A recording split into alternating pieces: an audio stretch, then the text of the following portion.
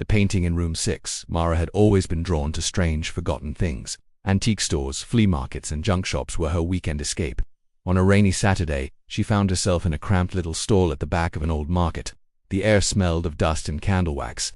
Her eyes landed on a small, dust-covered painting leaning against a stack of broken picture frames. It was a portrait of a woman dressed in black, her face pale and gaunt, her eyes hollow as if they were staring straight through the viewer. Her lips were curled into the faintest, most unsettling smile, like she knew something terrible. "How much?" Mara asked the vendor. The old man looked at the painting, his face tightening. "You want that?" "Yes," Mara said. "It's perfect." He shook his head. "It's cursed. People bring it back. Every time." Mara laughed. "I don't believe in curses." The man pushed the painting toward her. "Then take it, but never hang it in your bedroom, and never look at it at night." That night, Mara couldn't resist. She dusted the frame, hung the painting right above her bed, and admired it under the glow of her bedside lamp. Something about the woman's expression made her heart race, half fear, half fascination.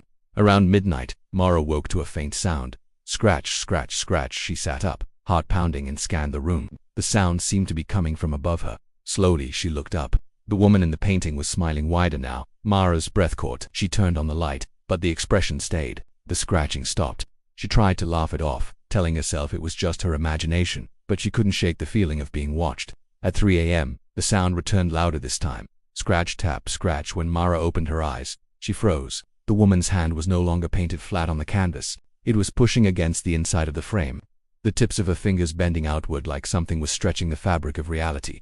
Mara couldn't move. She couldn't even scream. Slowly, the woman dragged herself out of the painting, her hollow eyes glowing faintly in the dark. Her limbs moved unnaturally, like a puppet being pulled by invisible strings. "You shouldn't have brought me here," the woman whispered, her voice sounding like it came from deep inside Mara's own head.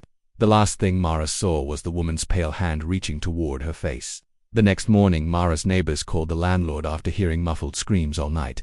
When he entered the apartment, it was empty, except for the painting. Now, there were 2 figures inside it, the woman still smiling, and beside her, Mara, her mouth open in a perfect, silent scream.